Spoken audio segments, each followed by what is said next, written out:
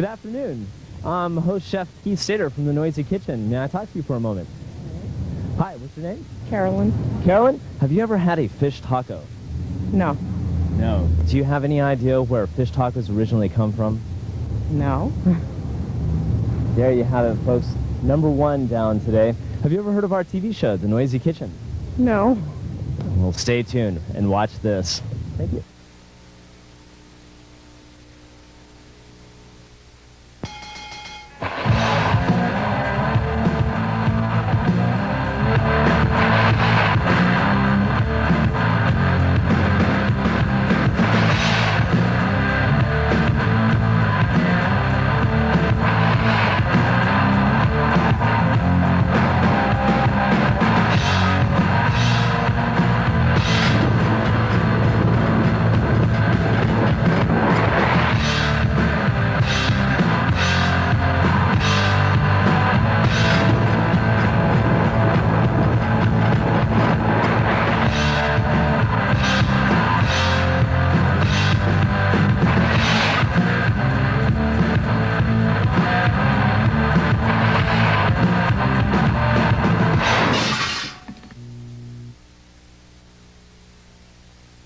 You know, up until about an hour ago, this was a cinder block I used for keeping my bass drum from sliding.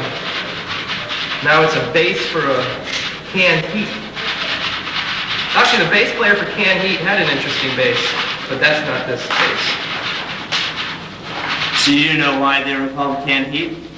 Actually, I was wondering if they were called canned heat because they were really into the Jiffy Pop sterno scene. I'm not sure. But the drummer, when I was in elementary school, it dates me. I watched Canned Heat was on television and their drummer was using a trash can lid for a cymbal. But that was pretty cool. And I think that led me to a life of sterno-induced Jiffy Pop. Nutrition. It worked a little bit, but it only popped about this high. It needed a dose of Jiffy Pop Viagra to fully get it up to the point that it should have been. You said get it up. Huh? You said get it up. Oh, I was talking about poppage. Oh. But here, you want to try some? It's Very good, Keith. It's very good, especially when only about 20% of the kernels pop. The ones that do pop are extra specially good. But keep in mind, folks, that if you get the regular popcorn, it doesn't work. The butter flavor you can burn and it'll still taste good. That's right. It's a special canned heat butter. And actually, what's really good is it works as a good mousse styling gel for your hair. Special Jiffy Pop butter. Kids, don't try this at home. As you can see, Bill needs it. Okay. Hello. Gosh, it's nice to see you again. It's very nice. I am very well. How are you? Good. Just enjoyed shopping in Whole Foods, and I hear you're going to be doing another show soon with from the kitchen, huh? As a matter of fact, I am, and that's why we're out here today. I have a very good question for you. Have you yourself ever had a fish taco? Yes, I have, and they are wonderful. I've eaten them in Mexico. Fantastic. How long ago was this? About 6 months. Wow, recently. Yeah. What was the secret ingredient in the fish tacos? Wonderful fresh fish. Ah, wonderful fresh fish. You've heard it there. Now, did they have a white sauce with your fish tacos? No, I think just cilantro and cheese and some wonderful fresh tomatoes, as I recall. Do you recall what kind of fish they used? No, I don't. Nice to see you again. Very nice to see you. Watch our show. We will, absolutely. Fantastic.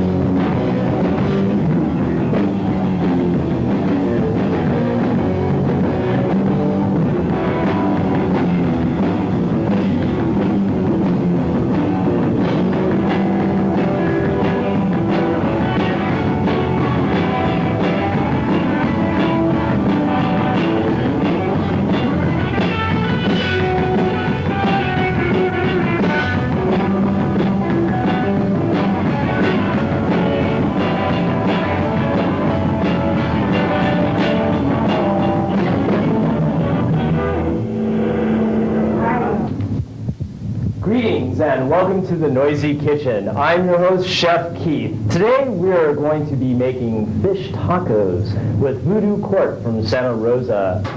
Keith, it's good to be here. Excellent, that sounded great. All right, so as we know, with making fish tacos, we need to also have something else. Guacamole is a very important staple to any Californian. But I want to ask you about your guacamole. Now, what do you usually use when you're preparing guacamole? Avocados, onions, some lime, salt, pepper, cilantro, and a little bit of tomato. Excellent. So let's start talking about everything. Why don't you pick up a knife and we'll start getting some of this stuff prepared. Take out the little thing. You don't want that in your guacamole. See, I usually cut mine out. We'll see what technique we... We all have little different techniques here. You use yours. I do mine like that. I see, but a lot of people make the mistake of trying to use a peeler with their avocados, and that's, A, takes all the fun out of it. And plus you don't get your hands dirty. So I hear that we're listening to Fish Taco in the background right now. That's right. How did this song come about? Actually, I was at the beach one day and getting some ideas for tunes, got out of the water and just kind of floated around in my head, got home and it happened. So what are you going to put in next here in your guacamole? Let's mash this up a little bit. All right. This whisk has many different uses. Today we're going to mash up the old avocado.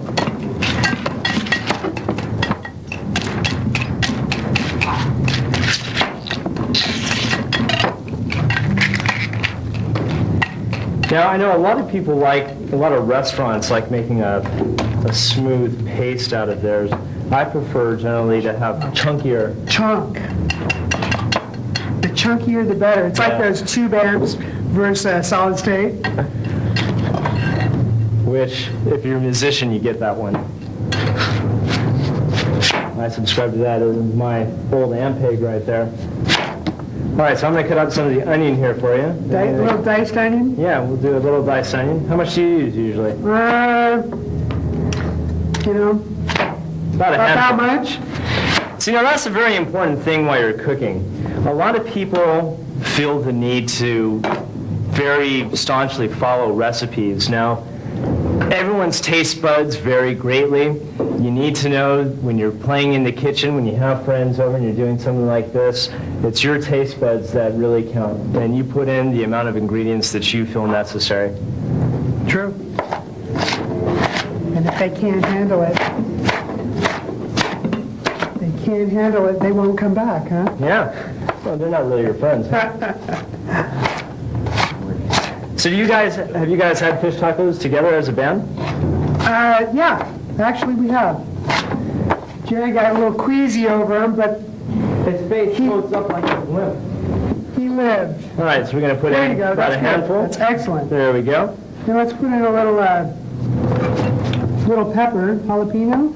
Now, if you folks remember from the first episode of The Noisy Kitchen, or was it the second episode, when Mr. Snickerfitz had his run-in with the jalapenos, we learned something very important. What we're going to have Mark do... He had a run-in with the jalapenos, huh? Yeah, he unfortunately was cutting the jalapenos and then had to run to the bathroom. So what happened was... He got munched on the way to the bathroom. Well, no, not quite. He actually, he got the stuff all over his genitals and wasn't a very happy camper. So what we're going to do is, the easiest way is take a little lemon, rub it on your fingers, and it kills all the jalapeno. So that if you feel the need that you have to run to the bathroom without washing your hands, you'll still be in safe grounds. All right, so we still have some tomato. Yes, we have tomato. Let's put a little lime in there, citrus, so the avocado doesn't turn color on you. Right. It's a very important thing. Most Californians will know this, that the acid, the citric acid in lemons and limes will keep... Grateful Dead fans know about acid, too. So, Gerald, do you do much cooking? No, actually, I don't do much cooking. He eats a lot. You talking to me? Yeah, oh yeah. To me? Oh yeah. You sure? Well, who do you think I'm talking to? All right, hey, man, hey, you just back off, okay, buddy? You just... Fine. I'm going to go back and cook. All right, so how much tomato are we going to put in here, Mark? Let's put, let's chop it up a little bit more. Okay. A little bit finer. So have you guys ever seen the Iron Chef? They're Japanese. Japanese. Don't understand the language, but they've got these guys just running back and forth, making these things so fast. I saw one episode where the ingredients was lettuce, Lettuce. and the main ingredient there, Yeah. and they had to do everything they could with lettuce. He took some duck, mashed up duck, ground up duck, folded it in lettuce. It was quite interesting. Fantastic. All right, so how much, about this much tomato? or Yeah, more? that looks good. Okay, so we're going to use about the same amount as we had with the Onion. onion. So we're going to use about a handful. So it's about a half cup of tomato, half cup of onion. Feel free to use as much jalapeno as you wish, and a whole lime. And then We have a little let's salt do here. the salt and pepper last. Let's All right. take our cilantro, finely chop it up. The cilantro has to be one of my favorite things. Very nice, very good in Thai food. Yes. You didn't fry that banana. Oh, you want... Oh, you wanted to fry the banana? Yeah, it's really... Oh, okay. Yeah, go. All right. Fried bananas as well for Gerald. Gerald doesn't know how to cook. You know how to fry a banana? He's doing a great job at the banana frying, though. And that's about an unpacked half cup of cilantro. Fantastic. So you worked in the industry before. Yeah, I've done some cooking in bad restaurants and good restaurants, and I'll never cook in a restaurant again. All right, so this is looking mighty darn tasty. And then a little bit of salt. A couple pinches of salt here. I see. And I never use measuring cups. It's always the center of the palm. You don't know where that palm's been? At least it doesn't have hair on it. Now, I must tell you, folks, that before we started prepping all of our vegetables here at the Noisy Kitchen, we make sure to wash all of our vegetables with an organic vegetable wash. You never know what things are going to start crawling, what animals have tried to mark your food, so always make sure to wash your vegetables. Yeah, and that's a very good idea. Most of the vegetables that we get in California come from Mexico, so they don't have any regulations for pesticides that they use on the veggies. So it's best to buy California produce if you're worried about pesticides. Right. And then always make sure to get a organic vegetable wash, get a scrub brush, wash your vegetables off, rinse them, and you'll be set. All right, so it looks like our guac's done here. Would you like to taste it? We'd love to taste it. Where are our chips? Oh, I hear the chips are coming. How's that banana, Gerrard? Oh, I'm sure it's done, Mark. No other way to do this.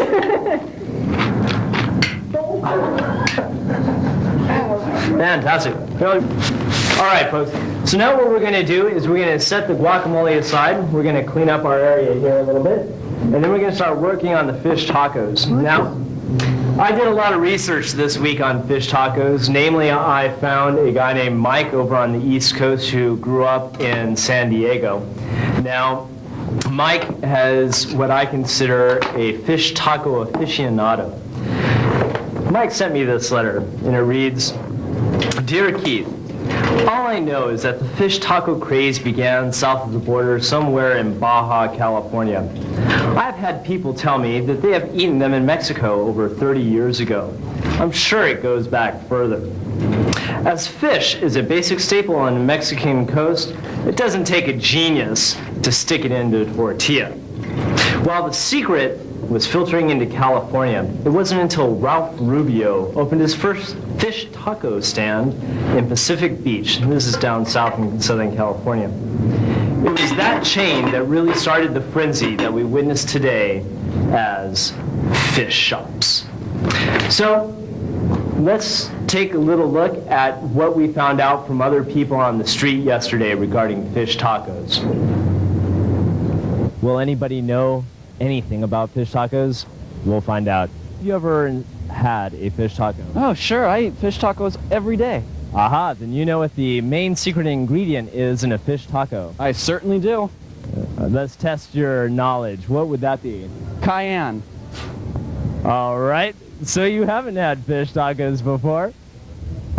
Have you ever heard? Okay, then where did they come from? From Fishland. Good afternoon, sir. Hey, my name's Chef Keith from the Noisy Kitchen TV show. What's your name? Paul. Paul, can I talk to you for a second? Sure. Paul, have you ever had a fish taco? No. No? Yeah, shrimp taco. A shrimp taco. Where'd you have your shrimp taco? Over on 16th Street. How are you today? I'm doing well. What's your name? Ashley? Ashley. Ashley, have you ever had a fish taco? Yes. Yeah. Do you like fish tacos? You know what? It's not my food of choice. Take them or leave them? Yeah. Yeah. Were you forced to eat your fish taco? Yes. Date? No. Family? No. What were the circumstances? I was really hungry, and I'd just been on a long hike. And they had nothing else but fish tacos? No. I don't know why I ordered it. The spirit of the fish taco called you? Someone said that you have to have a fish taco if you go to Joe's Taco Lounge. Have you ever had a fish taco? Yeah.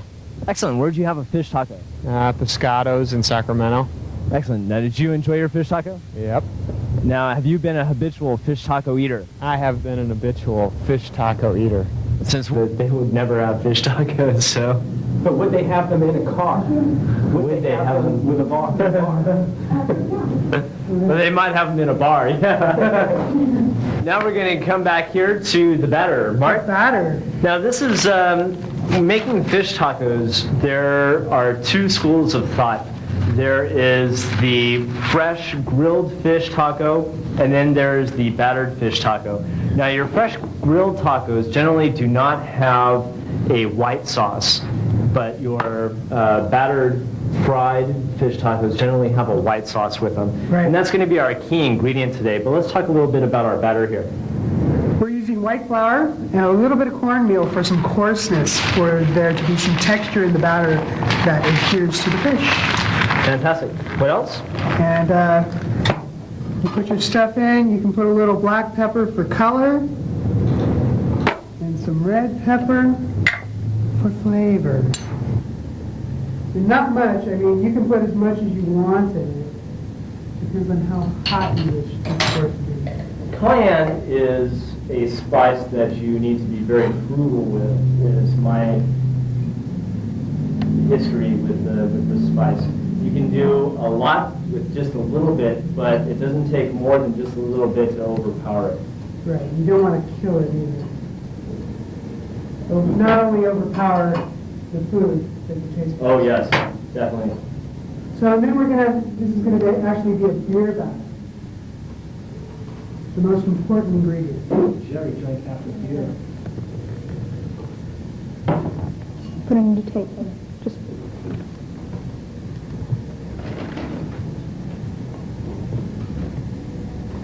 And depending on how much batter you're making, depends on how many six-packs you need to buy.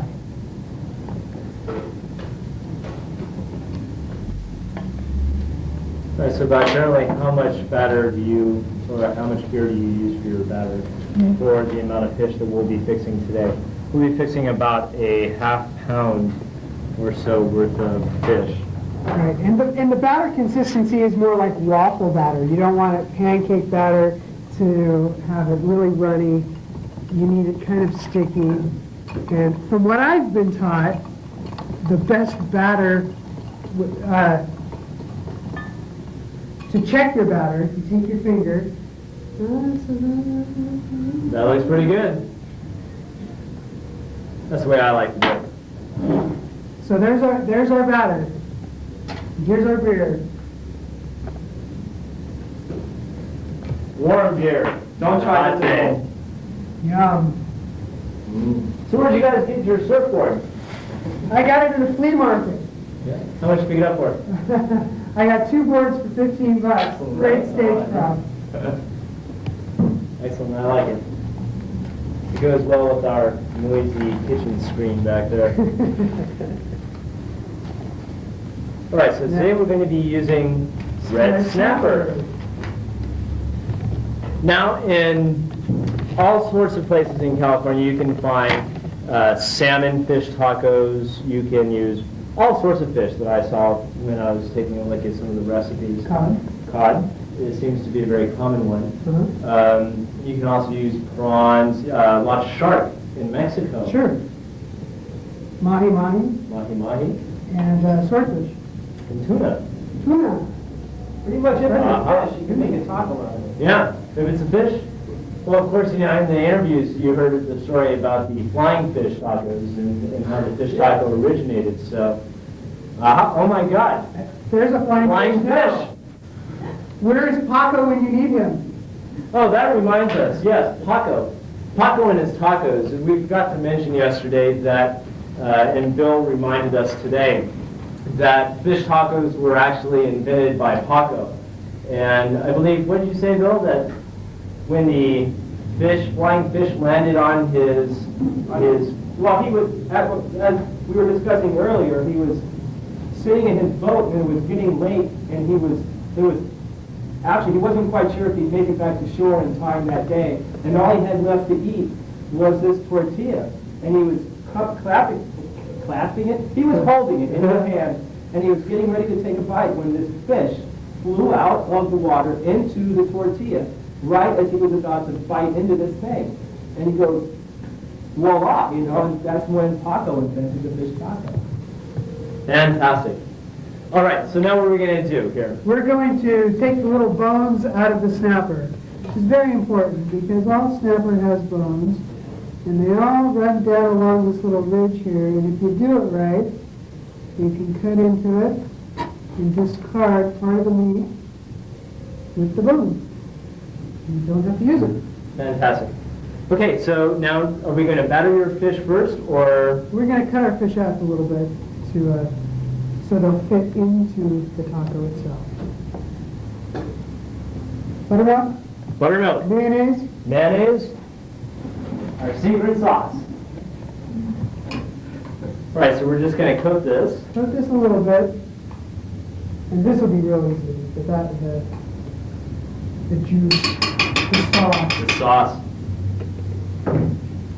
So are we going to prepare our white sauce before we... No, let's go ahead and put the fish in. Do we have something to put the fish on once it's cooked? Yes, we do. And what- Take these in.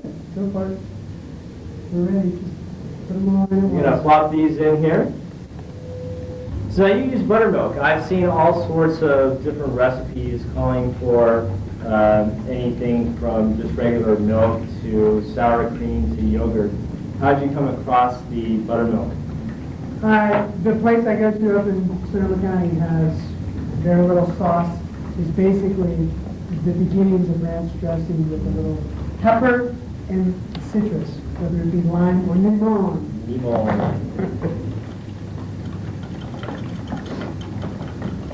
Now, Bill, have you ever actually cooked s'mores during a show? Well, yeah, sometimes Gerrard face-overs are so long, it's so boring. I'll sit there and I can prepare about 3 or 4.